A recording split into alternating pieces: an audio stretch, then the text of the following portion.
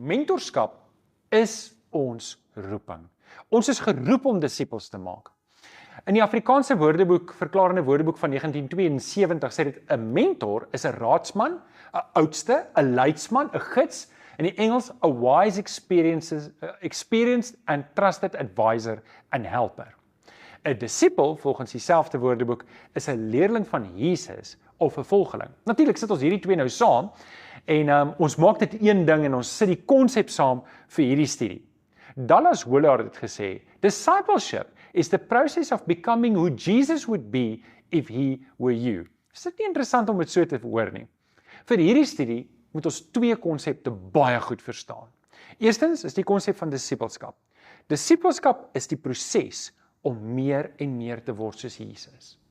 Mentorskap is die proses om 'n jong gelowige 'n disipel van Jesus te maak. Kolossense 1 vers 28 tot 29. En dis waar my hart lê.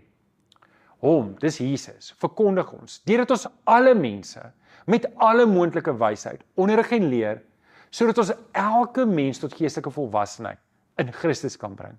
En dan sê Paulus in vers 29, daarvoor span ek my ook in en beywer ek met die krag wat hy vir my gegee het, wat kragtig in my werk. Ek dink wat ons op hierdie stadium moet vasmaak in ons hart, elke gelowige is geroep. Elke gelowige is geroep. Ons word in 'n waarheid op 4 areas geroep. Ons word op 4 verskillende maniere geroep in 4 verskillende tye van ons lewe. Kom ons kyk, 4 roepings wat elke Christen behoort aanvaar. Wel, die eerste een is die eerste een wat jy reeds aanvaar het en dis die redding. Iewers op 'n stadium moes jy die roepstem van God geantwoord het om Jesus aan te neem as jou verlosser. Iewers moes jy Jesus aangeneem het. Dis die eerste roeping wat almal kry. Die tweede roeping wat die skrif baie duidelik oor is, ons word opgeroep tot 'n heilige lewe. Dis die tweede roeping wat ons moet antwoord. Die derde een is om 'n disipel van Jesus te wees.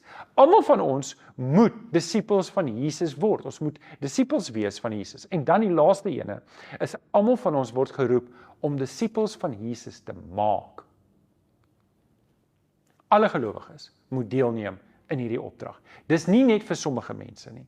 Nie almal gaan predikante, sendelinge, leiers of ouderlinge en diakens word nie, maar almal moet disipelmakers word.